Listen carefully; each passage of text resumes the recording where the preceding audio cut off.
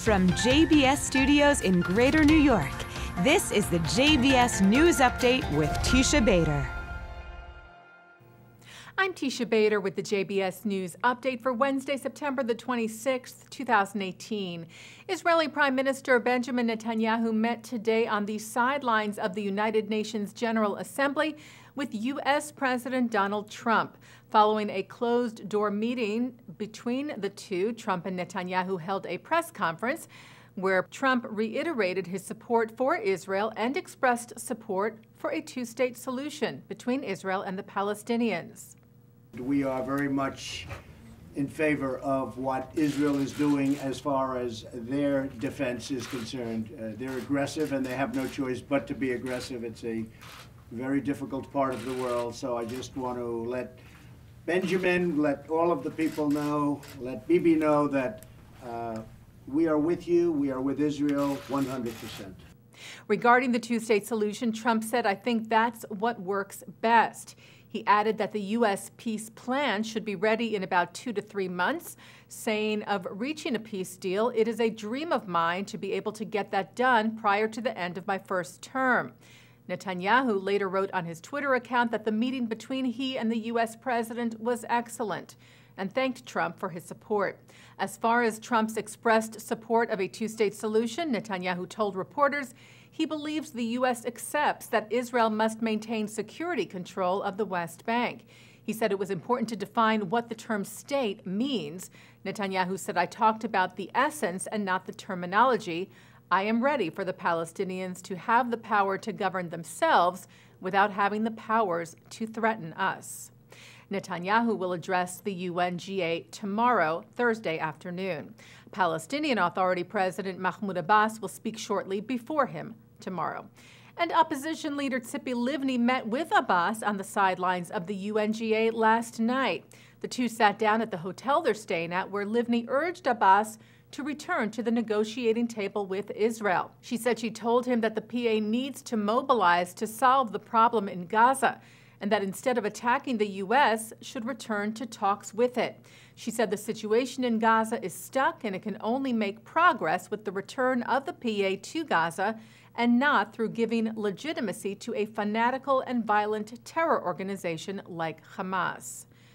And addressing the UNGA today was Argentina's President Mauricio Macri, who in his remarks against global terrorism spoke of the two terror attacks in Buenos Aires, on the Israeli embassy there in 1992 and on the AMIA Jewish Center in 1994, and once again urged Iran to cooperate in that investigation of the attack, which killed 85 people and injured hundreds. It is believed to have been carried out by terror group Hezbollah with backing from Iran. Looking at some other news now, Israel Border Police arrested 2 Palestinians suspected of planting an explosive device outside an Israeli outpost in the West Bank earlier this month. The device detonated while Jewish residents were celebrating the first night of Rosh Hashanah on September the 9th. No injuries were caused. And tens of thousands of Jewish worshippers gathered at Jerusalem's Western Wall this morning for Birkat HaKohanim, the special priestly blessing given several times a year on holidays, including the current Jewish festival of Sukkot. Taking part in the blessings this year was U.S. Ambassador to Israel David Friedman, who is himself a Kohen. He told reporters ahead of the services he was honored to be there.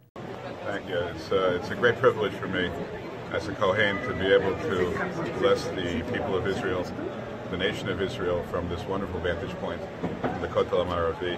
This is the 3rd time that I've had the chance to do this. I was able to do it last Sukkot and last Pesach, and now this is my 3rd time, and it doesn't get old. It gets more exciting each time, and I'm very blessed to have this opportunity. A swastika was painted on the home of a supporter of a Democratic New Jersey representative. A campaign sign also in the front yard of a Sussex County, New Jersey couple supporting Josh Gottheimer was defaced with the Nazi image, as well as profane language and drawings, and a swastika was also spray painted on the couple's garage. The incident was first reported by the New York Times, who said it was the 2nd time the sign had been vandalized.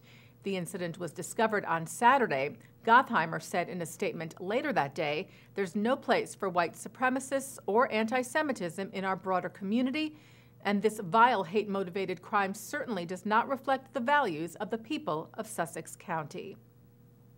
Well, an Israeli company is developing a folding car, a car that can adjust its size according to need, with its platform contracting in size for parking, for example, to fit in the same parking space as a motorcycle. City Transformer is based in the Moshav Kfar Neter. They are hoping to ease traffic with the new vehicle and also help the environment. Taking a look now at our programming for tonight on JBS for Wednesday, September the 26th at 7 o'clock, Brooke Goldstein's Outspoken examines the Claims Conference. At 8, CEO and National Director of the Anti-Defamation League, Jonathan Greenblatt, talks about the rise of anti-Semitism and how the ADL is fighting it, from Temple Shalom in Greenwich, Connecticut. At 9, Mark Golub sits down with Phyllis Goldstein with a look at anti-Semitism across the ages on L'chaim. At 10, a discussion on the two-state solution from the AJC's Global Conference, and then remarks from its CEO, David Harris, at 10:40. And coming up right after this newscast tonight at 6:30, Thinking Out Loud with Micah Halpern. And that's the JBS News Update for Wednesday, September the 26th, 2018. I'm Teisha Bader.